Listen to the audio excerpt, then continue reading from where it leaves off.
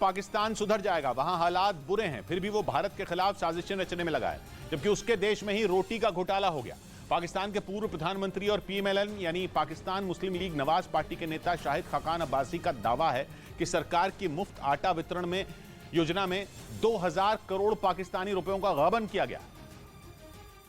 और ये खबर ऐसे वक्त में सामने आई जब पाकिस्तान के लोग एक एक रोटी के लिए तरस रहे हैं। आटे की बोरियों के लिए सड़कों पर मारकाट मची है। पाकिस्तान के अलग अलग इलाकों से आई आटे के लिए लोगों के लड़ने झगड़ने और लूटपाट की तस्वीरें पूरी दुनिया देख चुकी है। शहबाज शरीफ सरकार की तरफ से बांटे जा रहे मुफ्त आटे के लिए कई किलोमीटर तक लंबी लाइनें लग रही हैं। उन केंद्रों पर मचने वाली भगदड़ में कई लोग अपनी जान तक गंवा चुके हैं। मतलब कंगाल हो चुके पाकिस्तान के पास अपने लोगों का पेट भरने के लिए रोटी तक नहीं बची है। अनाज की किल्लत और आसमान छूती महंगाई की वजह से लोगों के सामने भूखों मरने की नौबत आ चुकी है। लेकिन इतनी गरीबी और आर्थिक संकट के बीच भी वहां के सरकारी अधिकारी अपनी जेब भरने का एक भी मौका नहीं छोड़ रहे। आरोप है कि वहां के सरकारी अधिकारी 2000 करोड़ पाकिस्तानी रुपयों की रोटियां खा गए। और ये दावा किसी और ने नहीं बल्कि पाकिस्तान की सरकार में बैठी पार्टी पीएमएलएन यानी पाकिस्तान मुस्लिम लीग नवाज के नेता और पूर्व प्रधानमंत्री शाहिद खाकान अब्बासी ने किया। लाहौर में एक समारोह को संबोधित करते हुए उन्होंने शहबाज शरीफ सरकार पर निशाना साधते हुए उसे भ्रष्टाचारियों की सरकार बता दिया। क्योंकि पाकिस्तान में गरीबों को मुफ्त आटा बांटने के लिए शुरू की गई योजना में 2000 करोड़ पाकिस्तानी रुपयों की चोरी कर ली गई। हालांकि पाकिस्तान सरकार ने उनके आरोपों को सिरे से खारिज कर दिया, लेकिन वहां के मीडिया का दावा है कि पाकिस्तान के पास गेहूं खत्म होने के कगार पर पहुंच चुका है। और गेहूं का भंडार खत्म होने से पहले अगर पाकिस्तान ने कोई ठोस कदम नहीं उठाया तो वहां गृह युद्ध छिड़ सकता है, क्योंकि पाकिस्तान में न सिर्फ आटा बल्कि चावल, दूध और सब्जी जैसी जरूरी चीजों की कीमतों में भी आग लगी हुई है। और लोगों के पास इतने पैसे तक नहीं बचे हैं कि वो अपने परिवार का पेट पाल सके। यहाँ तक कि सरकारी दुकानों में सब्सिडी वाला गेहूं तक मिलना मुश्किल हो गया है। ऊपर से सरकारी अधिकारी गरीबों की रोटी छीनने में लगे हैं। इसी महीने खबर आई थी कि आटे की बोरियों से भरे एक ट्रक को अधिकारियों ने रास्ते में ही खाली करा दिया था। और अब वहां सरकार की मुफ्त आटा वितरण योजना में घोटाला हुआ, यानी जनता भूख से मर रही है और अधिकारी उनके हिस्से के अनाज पर हाथ साफ कर रहे हैं। माना जा रहा है कि ये खबर सामने आने के बाद पहले से ही गुस्से में भरे वहां के लोग शहबाज शरीफ सरकार के खिलाफ मोर्चा खोल सकते हैं। इधर गुजरात आम आदमी पार्टी के प्रदेश अध्यक्ष ईसुदान गढ़वी के खिलाफ केस दर्ज कर लिया गया। आरोप है कि उन्होंने मन की बात कार्यक्रम पर ट्वीट करके गलत जानकारी दी थी, जिसके बाद कार्रवाई करते हुए अहमदाबाद क्राइम ब्रांच के साइबर सेल ने केस दर्ज कर लिया। 28 अप्रैल को गढ़वी ने एक ट्वीट में दावा किया था कि प्रधानमंत्री नरेंद्र मोदी के मन की बात के एक एपिसोड पर आने वाला खर्च 8 करोड़ 30 लाख रुपए है, जिसे पीआईबी फैक्ट चेक में गलत पाया गया। पीआईबी यानी सरकार का press information bureau fact check कर सही जानकारी देता है। उधर महाराष्ट्र के पुणे में सिंगर और म्यूजिक डायरेक्टर ए.आर. रहमान का कॉन्सर्ट पुलिस ने रुकवा दिया। आरोप है कि एक रोज पहले हुआ यह कार्यक्रम तय वक्त से ज्यादा देर तक चला, जिसके बाद स्टेज पर पुलिस पहुंची और उसने ए.आर. रहमान के कॉन्सर्ट को बीच में ही रुकवा दिया। इस दौरान सिंगर और music director AR. Rahman stage पर ही मौजूद थे। पुलिस के मुताबिक बिना इजाजत 10 बजे के बाद कार्यक्रम जारी रहने पर यह कार्रवाई की गई।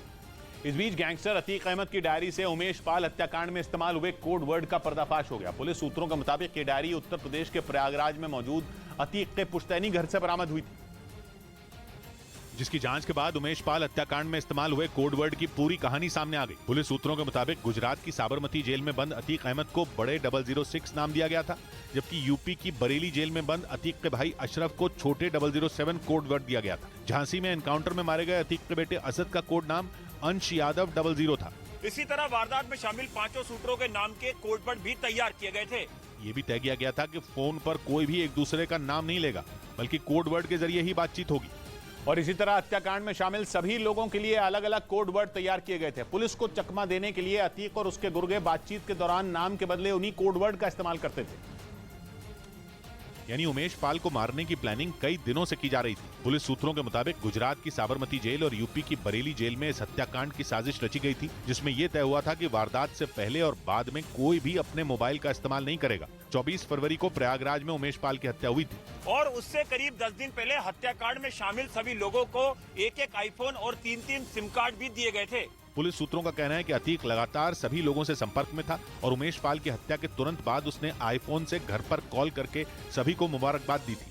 लेकिन अतीक नहीं जानता था कि उमेश पाल की हत्या उसके पूरे परिवार की बर्बादी का सबब बन जाएगी। इसी केस में शामिल उसकी पत्नी शाइस्ता भागी भागी फिर रही। उसी की मदद करने की आरोपी लेडी डॉन मुंडी पासी अचानक मीडिया के सामने आ गई। मुंडी पासी उत्तर प्रदेश के प्रयागराज की रहने वाली है और उस पर शाइस्ता की मदद का आरोप है।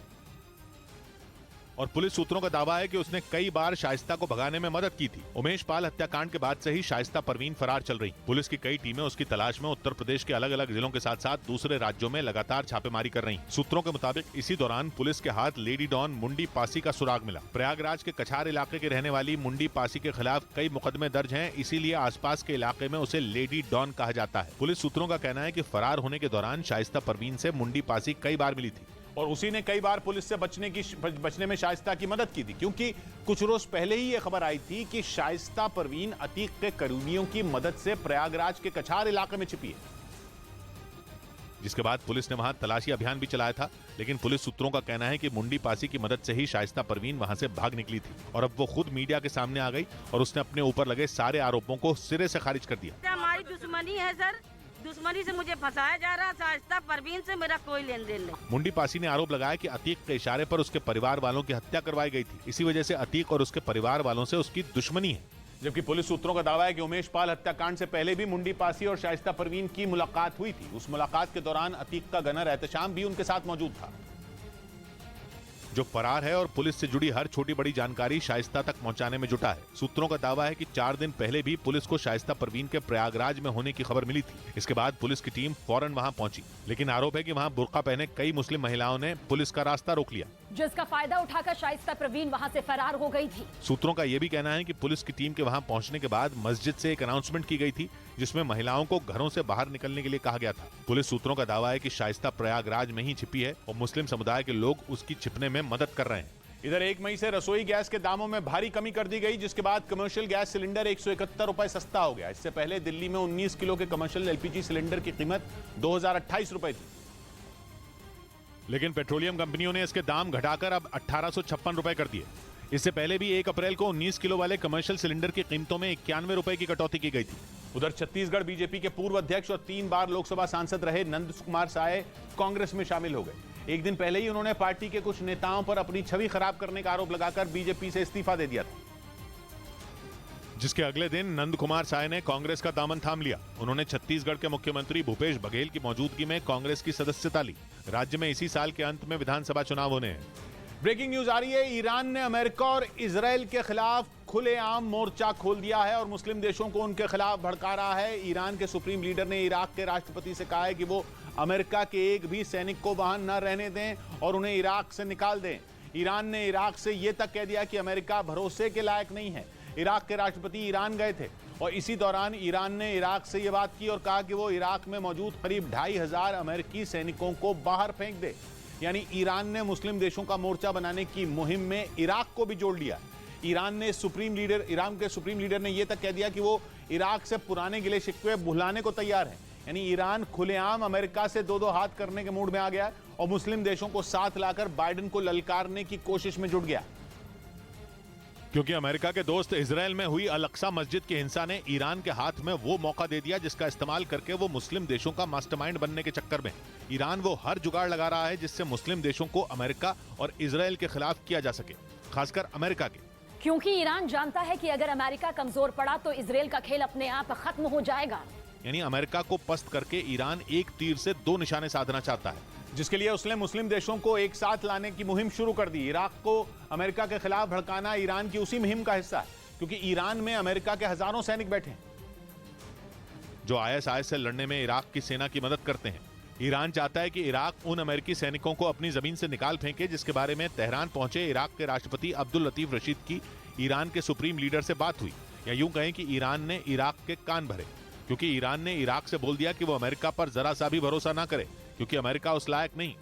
ईरान ने इराक को सलाह दी कि वो अपनी जमीन पर एक भी अमेरिकी सैनिक को न भटकने दे, क्योंकि अमेरिका का एक सैनिक 1000 के बराबर है और इराक में उनका रहना खतरे से खाली नहीं।